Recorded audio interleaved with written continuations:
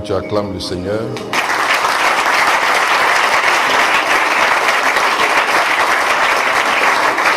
Tu peux t'asseoir.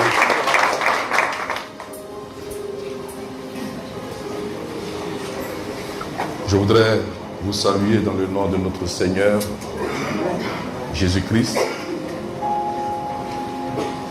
Je voudrais dire merci au frère Stéphane, un aîné dans la foi. Je voudrais aussi saluer ta présence. Tu as bien fait d'être ici. Et je sais qu'à la sortie de ce temps, tu vas retenir quelque chose de positif pour la gloire de Dieu. L'ordre, la discipline, l'organisation pour vivre le miracle.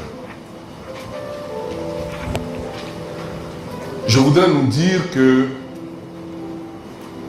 peut-être que tu ne l'as pas encore perçu, mais ce monde ne peut plus fonctionner avec les vauriens. Donc peut-être que tu n'as pas encore perçu. Parce que ça arrive, il y a des gens qui n'ont pas la lecture des choses. La bonne lecture des choses. Lorsqu'il y a un mouvement,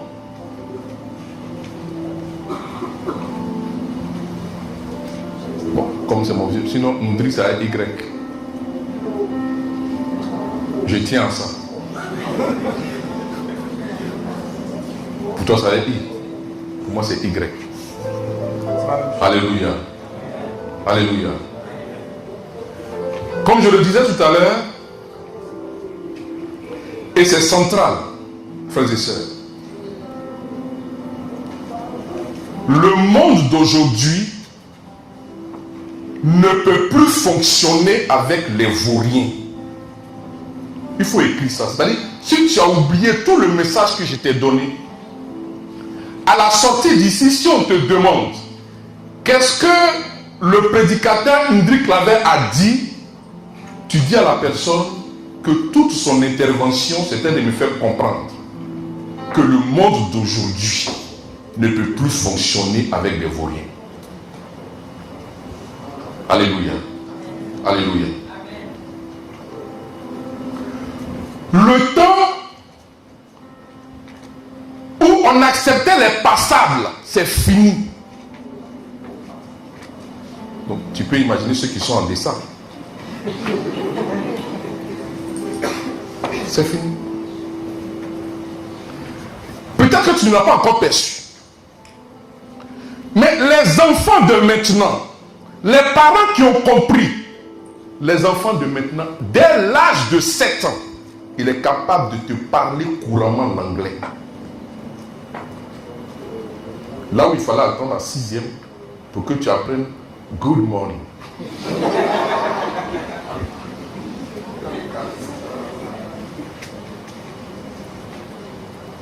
C'est pourquoi lorsque tu alignes les enfants là, tu fais 4, 5, 6, il faut savoir où tu vas les mettre.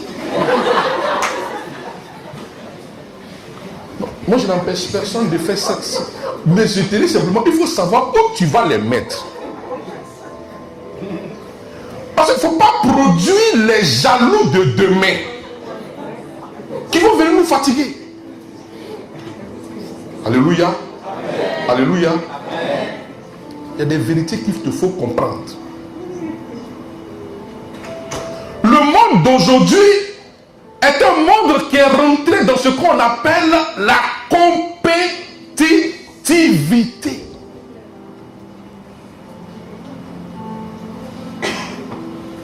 À tous les niveaux. Les Ivoiriens ont ce langage-là, mais ils ne comprennent pas. C'est-à-dire ils ne spiritualisent pas ce langage. Ils disent, qui va se négliger?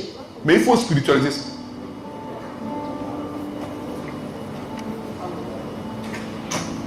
C'est fini.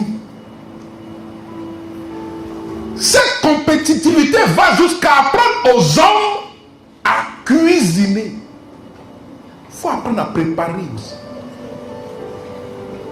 Parce que le monde là a changé.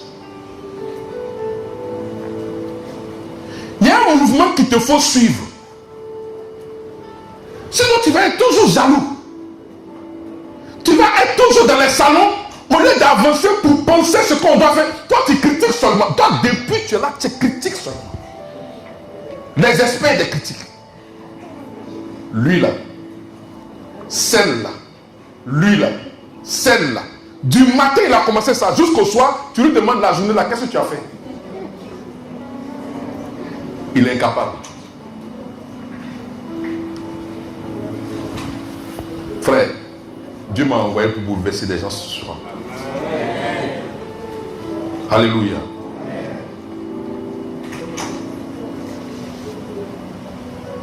C'est un beau message. C'est Dieu qui t'a inspiré ça. L'ordre, la discipline, l'organisation. Les chrétiens doivent comprendre une chose. Qu'il y a une part pour Dieu et puis il y a une part pour toi.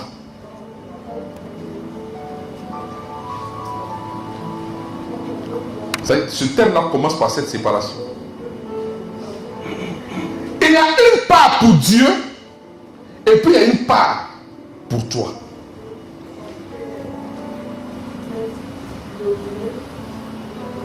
Parce qu'il y a des gens qui pensent que on prie partout. À tout moment, on prie. On dit va chercher travail. Tu es dans la maison, tu pries.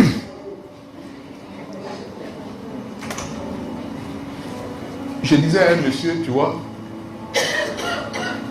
dans la Bible, la femme stérile qui devait enfanter, c'est fini. C'est la Vierge Marie.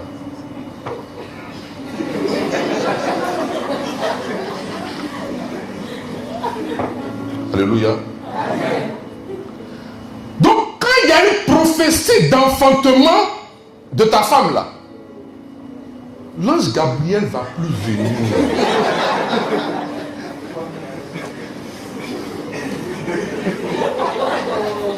Alléluia. Alléluia. Les gens pensent qu'on prie partout. Il y a une part pour Dieu et puis il y a une part pour toi. Le leader doit comprendre ça. Le leader chrétien, il doit comprendre ça.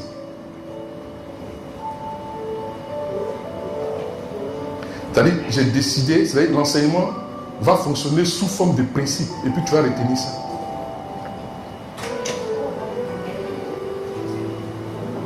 Alléluia. Est-ce que quand il a donné l'exemple de la Vierge Marie, là, tu as compris ce qu'il veut dire?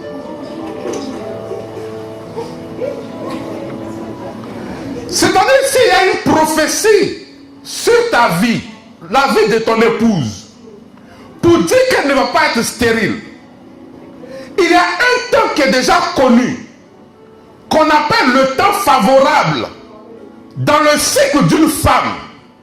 Si son mari ne comprend pas ça, qu'il passe son temps au moment venu, lorsque le temps fut accompli, au lieu de passer à l'acte, il dit, oh Seigneur, j'ai dit, le miracle ne peut pas avoir lieu.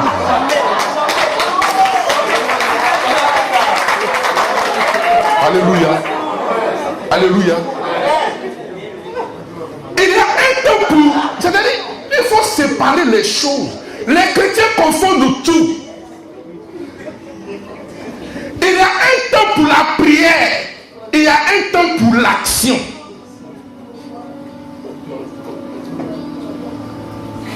Tu es chef d'entreprise. Si tu veux, va dormir devant la statue de la Vierge Marie. Ou même, si tu veux, va dormir au Saint-Sacrement. Ouvre ton entreprise. Il faut mettre dedans des bougnoules. Sans organisation, sans ordre, sans discipline. Et puis viens, toi et moi, on va voir si ton entreprise va marcher.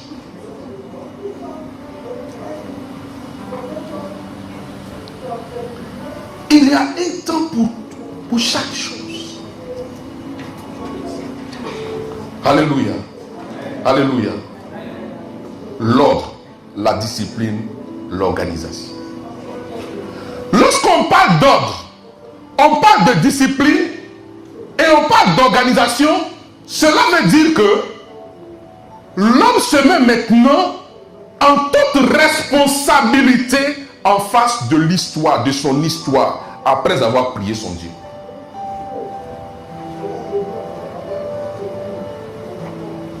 Quand tu arrives au travail, là, quand tu as fini de prier matin, là, que tu as consacré la journée à Dieu, là, le reste, là, il faut travailler. Il ne faut pas confondre les choses. Pourquoi que toi, tu es le plus chrétien dans l'entreprise, là? Ce n'est pas de ça qu'il s'agit. Il ne faut pas. Le désordre, non. Un chrétien doit être ordonné.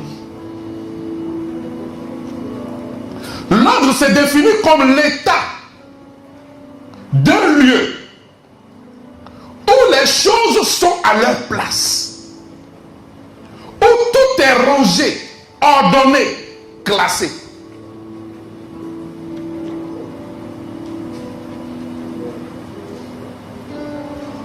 L'état d'un lieu où les choses sont à leur place, où tout est rangé, ordonné et classé. Les exemples, on peut trouver ça partout. Le contraire de l'ordre, c'est quoi? C'est le désordre. La discipline peut se définir comme la règle de conduite que l'on s'impose. On parle de maîtrise de soi, sens du devoir. Règle de conduite que l'on s'impose. Maîtrise de soi, sens du devoir. Et l'organisation, c'est l'action d'organiser, de structurer, d'arranger et d'aménager. Le thème que je vais développer avec vous, c'est l'ordre dans la vie du leader. Parce que ce soit la discipline, que ce soit l'organisation, tout cela peut se ramener à un esprit qui conçoit l'ordre comme une réalité à ne pas négliger. Alléluia. Le premier point que je vais développer avec vous, c'est sans l'ordre, il ne peut y avoir de leader. Le premier point. Sans l'ordre, il ne peut y avoir de leader.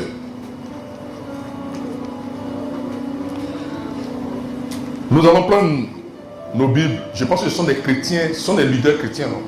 Hein? C'est ça, non? C'est vrai qu'il peut y avoir parmi nous les autres, tout ça, mais il faut respecter, hein, la base, quoi. N'est-ce pas? Hein? Il faut respecter la base. Est-ce qu'il y a des musulmans ici? Vous pouvez lever la main? Hein? Il y a une musulmane, il y a un musulman, non? Il n'y a pas? Vous aussi, comment vous faites depuis à part les musulmans ici? Sinon, habituellement. Ok. Nous allons prendre 1 Corinthiens, chapitre 14, verset 33.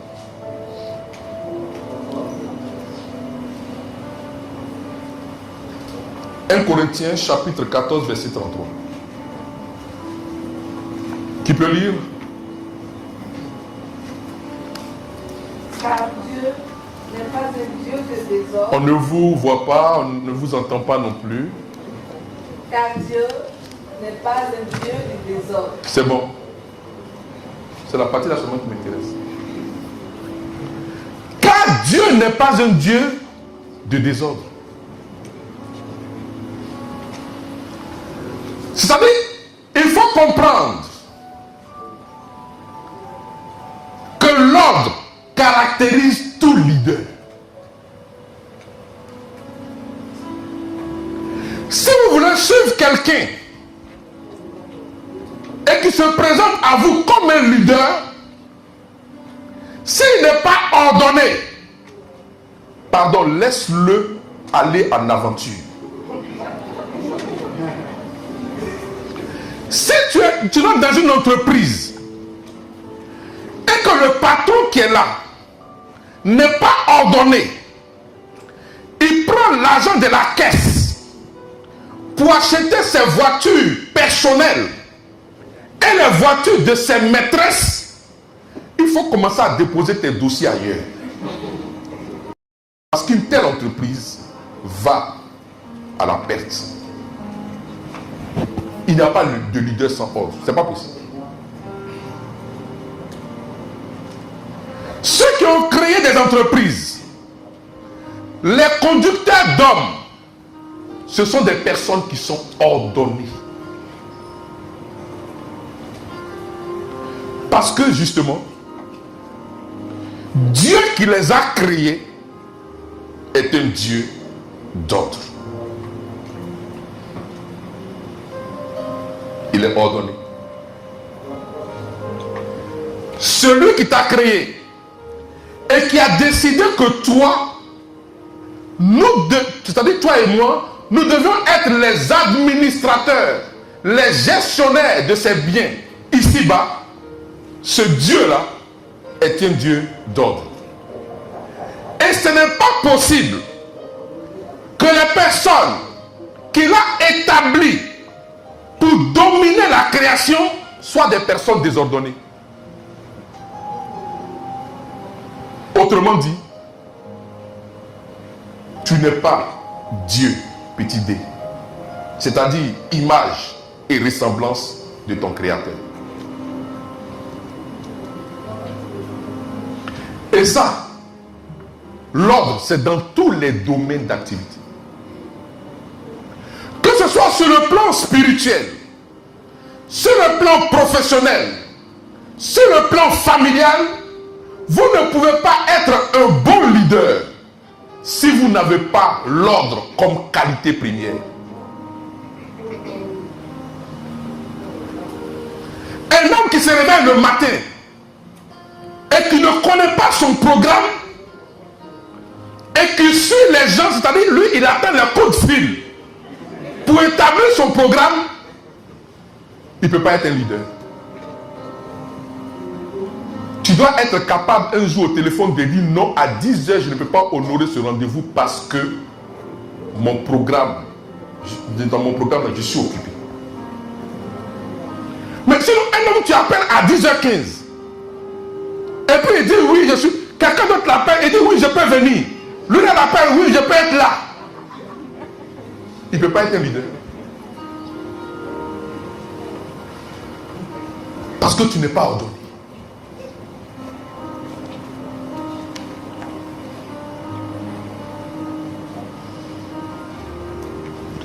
Jésus-Christ, qui rend visible ce Dieu créateur de toutes choses, nous enseigne cette réalité d'ordre. Dans le verset 4 du livre de Jean, chapitre 2, lorsqu'il dit « Mon heure n'est pas encore arrivée ». Mon heure n'est pas encore arrivée. Un leader doit se caractériser par la vertu de l'opportunité. Quand il veut faire une affaire, il doit sonder. Il doit sonder. Pour savoir si ce qu'il veut faire, ça lui trouve le moment favorable maintenant. D'autres parleraient de quoi? De Kairos. Le temps favorable. Nous voulons être des leaders. Il y a des gens qui disent, écoutez, moi, je ne vais pas être leader. Ils n'ont pas créé leur affaire, moi, je vais m'asseoir dedans. Le jour où l'entreprise tombe, là, nous tous on tombe. Le jour, pour eux, c'est facile. Mais si tu veux être un leader, et puis de toute façon, même si tu refuses ça, un père de famille, même, déjà, il doit avoir les qualités du leader.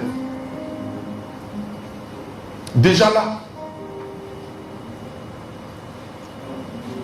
tu dois être ordonné. Quand tu sors du travail là, il faut savoir que tu dois aller à la maison pour aller apprendre les études de tes enfants là. Tu dois aller là-bas à la maison, t'asseoir. Et puis dis à ton fils, est-ce que tu as bien appris ta leçon? Tout ça, tu dois.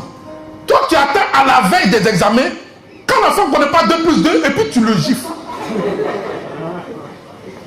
Oui, il y a des parents comme ça. Ils pensent que tout vient par miracle. Aucun enfant n'est bête. Mais un enfant laissé à lui-même, il arrive le soir, quand il a fini de manger, c'est lui qui commande. C'est-à-dire que la télécommande est dans sa main là. Tant que lui ne décide pas que vous pouvez regarder le journal là, il est sur ces films là. Et puis après, il dort dans le fauteuil et puis on vient soulever papy tout pour le mettre dans la chambre. Il ne travaille pas. Et puis après, on veut les miracles. Tu es énervé. L'enfant n'a pas eu son examen. C'est toi-même qui n'as pas eu ton examen. Ouais, tu es responsable. Alléluia. L'ordre. Être ordonné. Savoir le temps favorable. Ne jamais arriver avant l'heure. Ne jamais partir après l'heure. Ça veut dire ce que ça veut dire. Il ne faut pas dire non qu'au travail là-bas on a dit c'est 18h, donc moi 18h l'heure arrivée. Maître me dit enseigner là-bas là, oui mon ami prends tes trucs on va partir. C'est pas de ça qu'il s'agit. Je vais t'expliquer. Cela veut dire que dans la spiritualité du leader, je dois comprendre d'abord les tâches que j'ai à faire et savoir quand est-ce que je les accomplis. Mais le tout, que je ne sois jamais en retard sur le temps qui a été déterminé afin que cette tâche soit déposée. C'est ce que ça veut dire. Vous savez, quand on était encore au collège, mes amis disaient que à un moment donné, ils ont compris qu'il ne fallait pas me suivre en fait. Ils disent, lui, là, il ne faut pas le suivre. C'est un traître.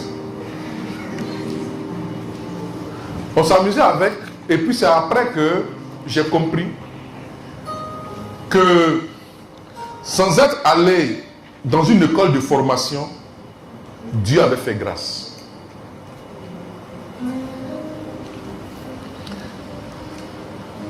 Chacun doit connaître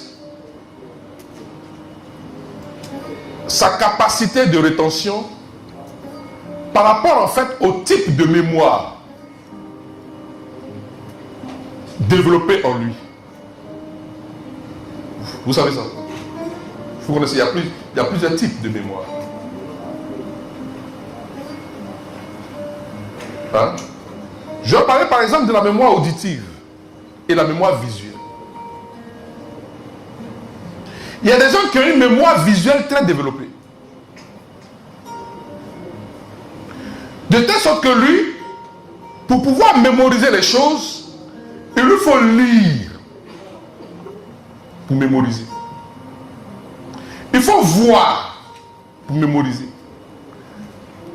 Une telle personne qui vient aux études, lorsque le professeur fait le schéma, parce qu'il a une mémoire visuelle, il capte déjà cette image, il a déjà compris son cours. Mais lui, il doit comprendre que s'il n'est pas au cours, ce sera très difficile pour lui de comprendre les choses.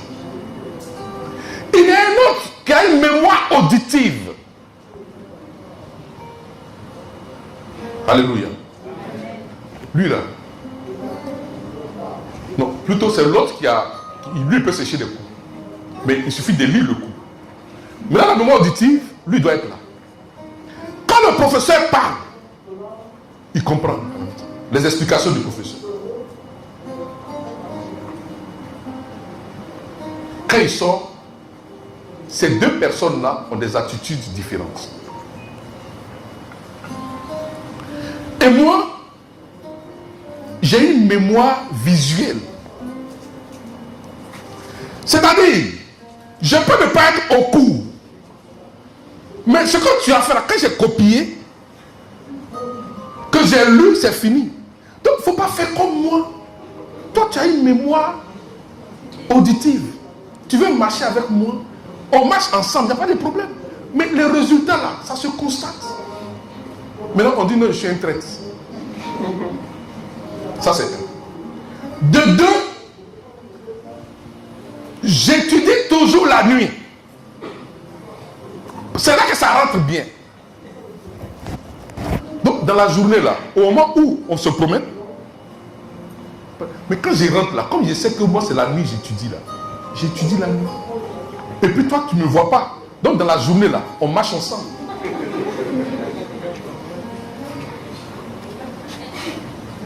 Chacun doit se connaître.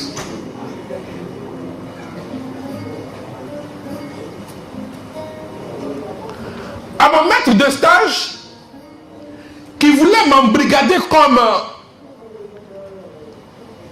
je ne sais pas, un étudiant, j'ai fait comprendre que je n'aime pas trop rester, tu vois, dans un carcan.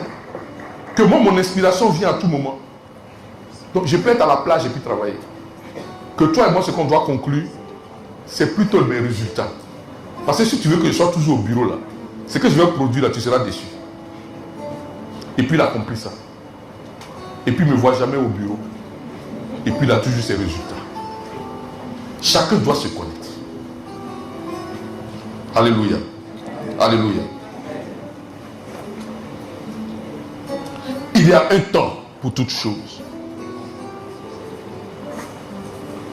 Aucun leader ne peut produire véritablement sans cette qualité.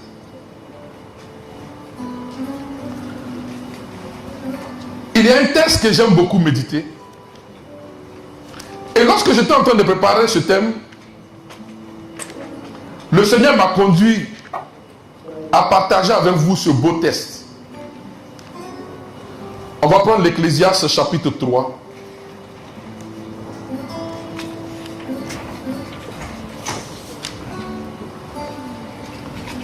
Verset 1 à verset 8. Mon frère, tu peux venir lire, s'il te plaît. Prends ton micro.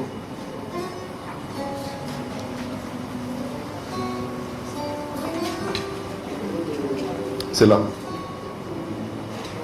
Non, non, ça arrive. On lui ramène le micro. On va bien suivre. Ça.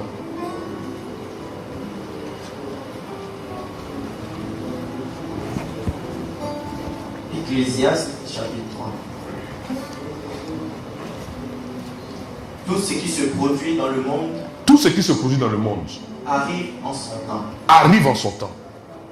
Il y a un temps pour naître Il y a un temps pour naître, et un temps pour mourir. un temps pour mourir, Un temps pour planter un temps pour planter, et un temps pour arracher les plantes. un temps pour arracher les plantes. Je vais continuer. Vous savez, la Bible, comme le disait Winston Churchill, il dit: j'ai lu beaucoup de livres, mais je ne trouve aucun qui puisse se comparer à la Sainte Bible. Winston Churchill.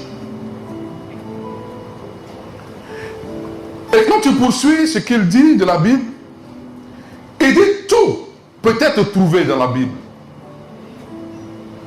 Est-ce que vous savez que la conception de certaines, je ne sais pas, théories, qu'on appelle des théories de finances, même la mondialisation, tout ça est prévu dans la Bible.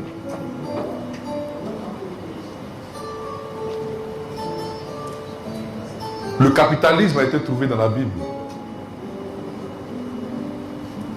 C'est l'exploitation que l'homme fait du capitalisme qui peut apparaître comme négatif.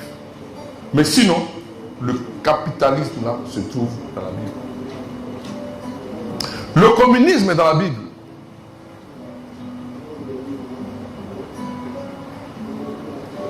Les apôtres, des premiers instants, mettaient tout en commun et distribuaient tout. Il n'y a rien n'est inventé. Et pour l'ordre. Tout leader doit méditer le chapitre 3 du livre de l'Ecclésiaste. En ce qui concerne ce thème qui a été donné, visée d'excellence, le chapitre 3 du livre de l'Ecclésiaste doit être un chapitre à méditer.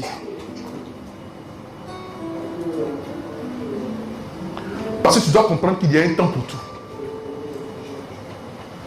Le leader qui ne comprend pas ça, il ne peut pas produire.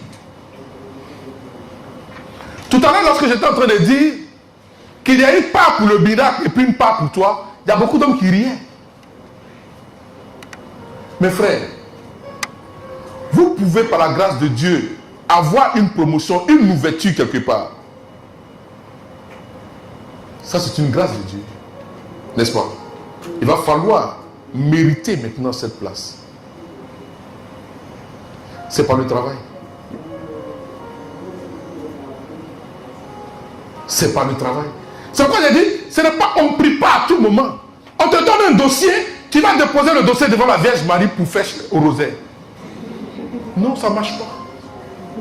Je vous donne ces exemples, pourquoi? Parce que ce sont des choses que nous vivons en tant que responsables d'entreprise. J'ai une stagiaire qui pensait pouvoir me séduire parce qu'on lui avait dit que j'étais un berger. Elle pensait que comme elle allait beaucoup prier, j'allais être très séduit. Tu vois? Pour dire que celle-là, vraiment, elle me... Non, celle-là... Je l'ai appelée un matin. Après lui avoir donné 2 dossiers qu'elle n'a pas fini dans le temps, je l'ai appelée. Je lui ai dit, tu vois, ma fille, viens. Il faut t'asseoir, je vais te parler.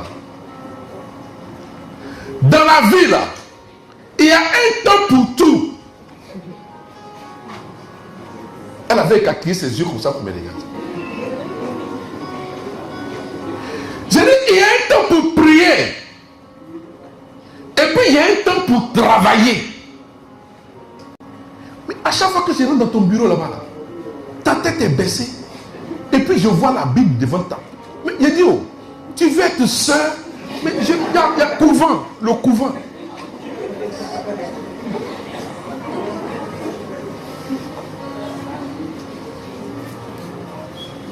Elle n'est pas ordonnée.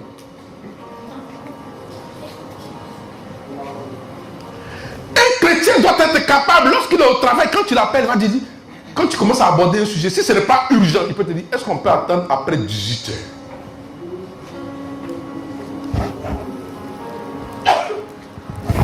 On dit un temps pourquoi? Pour planter? Un temps pour planter, un temps pour arracher les plantes. Pour récolter.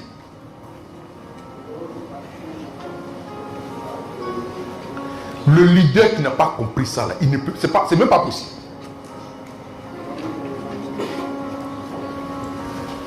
Vous voyez ces hommes politiques là, des fois quand je regarde la constitution des gouvernements là, et que je vois des visages, je me rends compte qu'ils étaient amis depuis longtemps. Il y a eu un temps où ils ont traversé la vallée. Parce qu'on ne vient pas tomber dans un groupe comme ça. Il y a un temps où on partage des choses. On marche ensemble.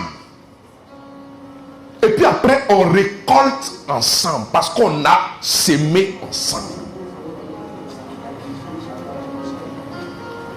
Parce que les femmes qui rentrent dans la maison où tout est déjà préparé. Ma soeur, attention. Un jour, ils vont te rappeler. Il a dit, quand tu rentrais ici, là, la table, là, ça là, tu n'as pas trouvé ça ici. Il faut que tu sois capable de lui dire, on est rentré ensemble avec la table. Là. Oui, oui.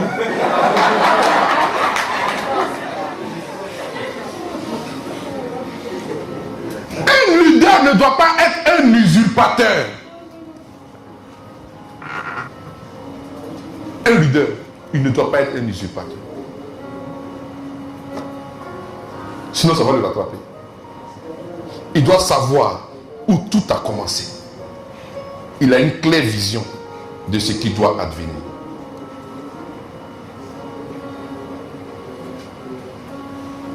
Continue. Un temps pour tuer. Non, ça, il faut laisser la partie.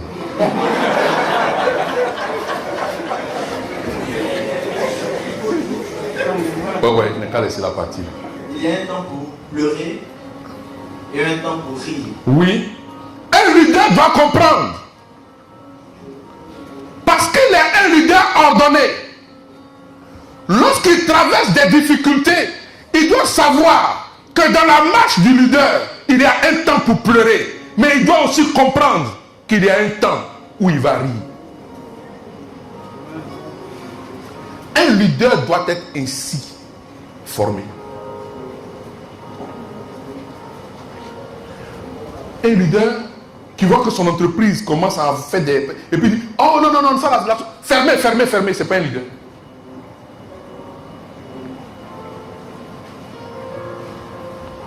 Oui. Il y a un temps pour jeter des pierres. Il y a un temps pour jeter les pierres. Et un temps pour les ramasser. Pour les ramasser. Écoutez, il faut poursuivre. Tu sais, il y a une partie là.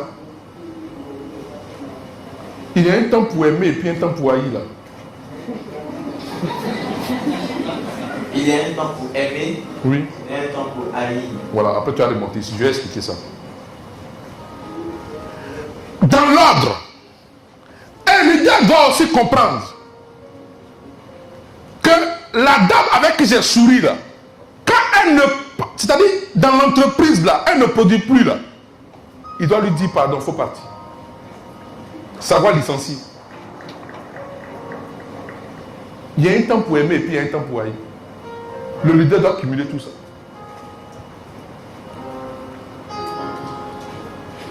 Il ne faut pas faire de confusion.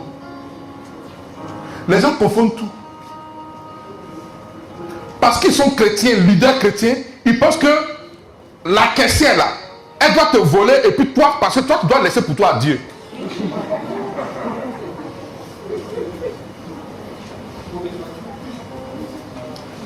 Non, il ne faut pas confondre les choses. Ma soeur, les chrétiens confondent les choses.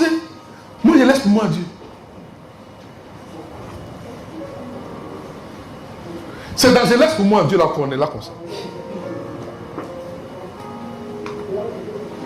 Si tu es un salarié, que tu as été injustement licencié, il ne faut pas laisser pour toi à Dieu.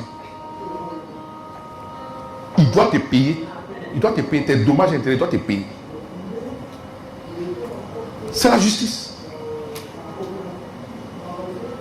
Il doit te payer. Il y a des gens comme ça, ils ont monté une entreprise, on les a volés et puis ils ont laissé comme ça. Et puis l'entreprise est fermée. Et lui, il doit à la banque. Et il va les prier devant le Saint-Sacrement. Quand la personne t'a volé là, il faut partir à la police économique, tu l'amènes là-bas. Et puis même si tu veux mettre devant le policier, même tu sors ton chapelet même pour qu'il sache que tu es chrétien, même puis tu pries. Il est quand même méthode, mais c'est comme ça.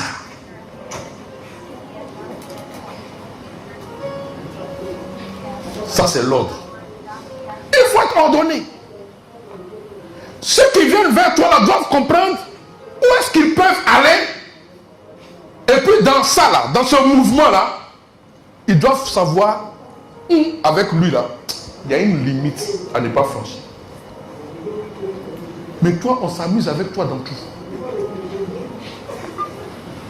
Alléluia. C'est bon. Il y a un temps pour conserver et puis il y a un temps pour déchirer.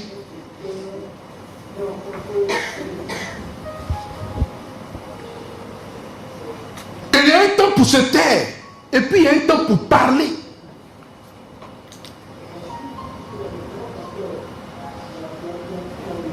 Ce passage de l'Ecclésiaste nourrit en fait ma vie spirituelle. Et pour ne pas te cacher, c'est un passage que je médite régulièrement. Parce que lorsque je dois insérer mes actions dans un temps, je demande toujours au Seigneur de m'éclairer à partir de cette méditation. Parce qu'un leader doit être ordonné. Il doit savoir quand est-ce qu'il doit parler. Il doit savoir quand est-ce qu'il doit se taire. Sinon, tu n'es pas leader.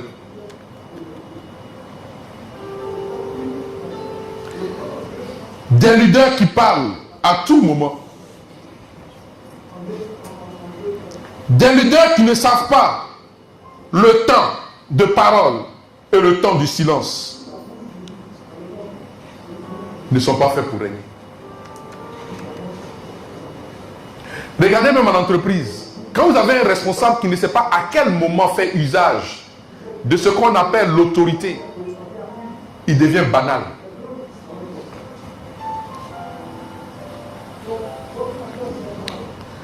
L'ordre doit nous amener à comprendre qu'il y a un temps de parole et il y a un temps de silence. Il y a un temps pour se couvrir de silence, pour développer ce qu'on appelle le temps du mystère du leader. Le patron a dit quoi? Et puis la secrétaire dit, il n'a pas encore parlé. Le temps du mystère. Ça accroît ton autorité. Mais il y a des entreprises que je connais où le patron, franchement, vraiment, il est leader, mais je ne sais pas. Enfin, je ne sais pas qui l'a mis là. C'est-à-dire, lui, il arrive le matin et puis il bavade jusqu'au. Quand il rentre dans l'entreprise, peut-être que vous en connaissez. Mais les employés doivent être capables de dire, est-ce que le patron est venu? Et puis on dit oui, il est dans son bureau. Parce que tu es dans ton bureau, le temps du silence.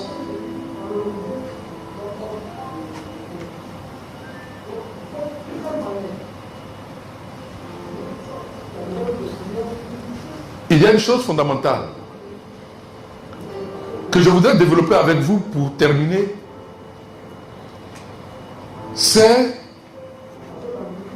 le rapport que vous avez avec vos collaborateurs proches, c'est-à-dire le choix des hommes.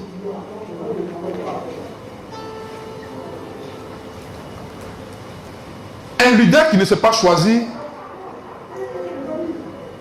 parce que tout ça fait partie de l'ordre. J'avais défini l'ordre comme étant l'état d'un lieu où les choses sont à leur place, où tout est rangé, ordonné, classé. Le Seigneur Jésus-Christ, en tant que leader, il a fait le choix des 12 apôtres. Et ce choix-là caractérise l'ordre qui règne en lui. Nous avons un Dieu d'ordre et non un Dieu du désordre. Les personnes qui doivent accompagner notre entreprise, même entreprise familiale, je veux dire, en qualifiant la cellule familiale d'entreprise, la femme avec qui tu dois marcher, ou bien l'homme avec qui tu dois être, il faut bien choisir.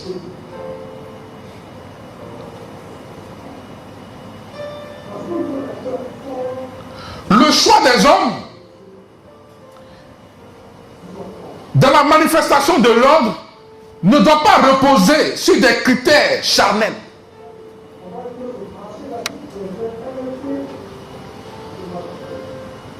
Je ne regarde pas à l'apparence, mais au cœur. Ça veut dire,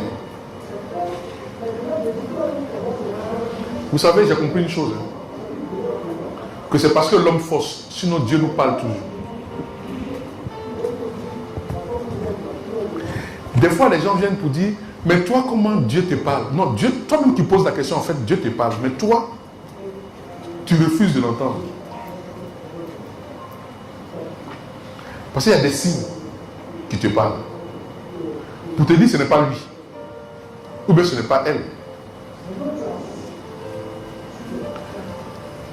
Parce que Le chrétien leader qui fait de mauvais choix, quelle que soit sa prière, quel que soit son degré de spiritualité, tout ce qu'il va faire va aller à la pète. Parce que quand tu es mal accompagné, qu'est-ce que tu peux faire? Je disais à quelqu'un que quand tu es ordonné et que tu as peu de moyens, tu produis plus que quelqu'un qui a plus de moyens mais qui est désordonné. Le choix des hommes, c'est très important. Savoir choisir. Savoir choisir ceux avec qui l'on doit concevoir un projet. Savoir choisir ceux avec qui l'on va réaliser ce projet. Savoir choisir ceux avec qui l'on va développer le projet.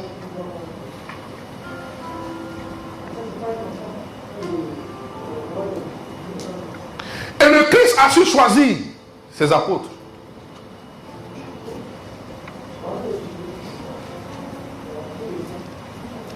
Dans la manifestation de l'ordre, nous pouvons toucher à l'organisation. Mais compte tenu du temps qui nous est imparti, nous n'allons pas développer ce point de l'organisation. Mais c'est la même chose. Le Christ, dans son fonctionnement, après avoir fait le choix de ses disciples, il les envoie un jour en mission.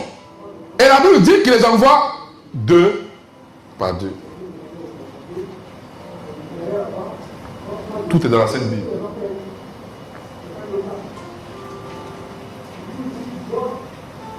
Ce que je voudrais nous faire comprendre cet après-midi, autour du thème « L'ordre, la discipline, l'organisation pour vivre le miracle », c'était de nous faire dire et comprendre en même temps qu'il ne peut y avoir de leader sans l'ordre. C'est dans l'ordre qu'un leader conçoit. C'est dans l'ordre qu'un leader réalise. Et c'est dans l'ordre qu'un leader développe tout projet. Tout ce qui se conçoit et qui n'a pas pour assise l'ordre est appelé à disparaître. Car l'ordre, je pousse l'autocuidance à dire l'autre nom de Dieu, puisque Dieu n'est pas un Dieu du désordre, est le ciment de toute action du leader. Que ce soit dans la vie familiale, dans la vie professionnelle ou dans la vie spirituelle, sur le plan spirituel, tout leader doit avoir ce ciment entre les mains pour les déposer à ses pieds. Et c'est sur ce fondement solide, comme je l'ai dit tout à l'heure, l'autre nom, l'autre qualité de Dieu, qu'il peut faire des progrès et accomplir des miracles. Il y a la part de Dieu. Et dans l'ordre, on doit trouver ici l'expression de l'agir en fait de l'homme.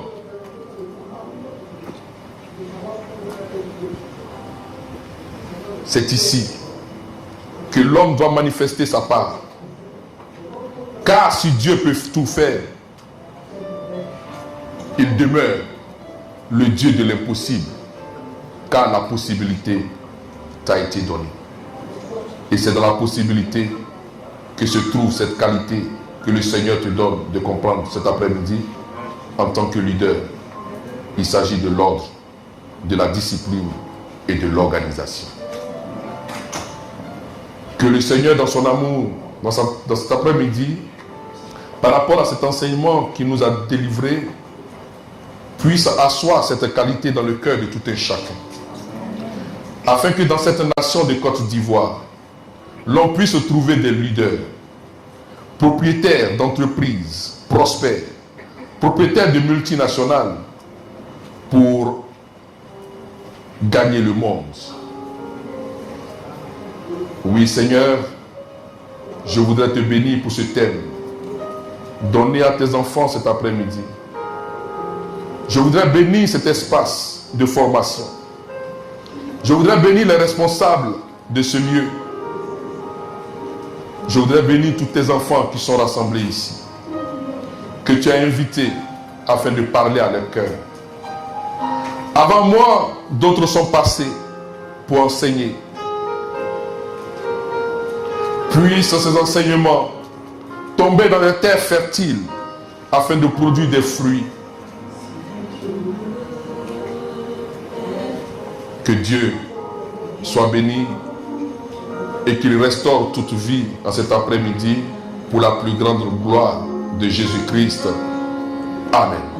Amen.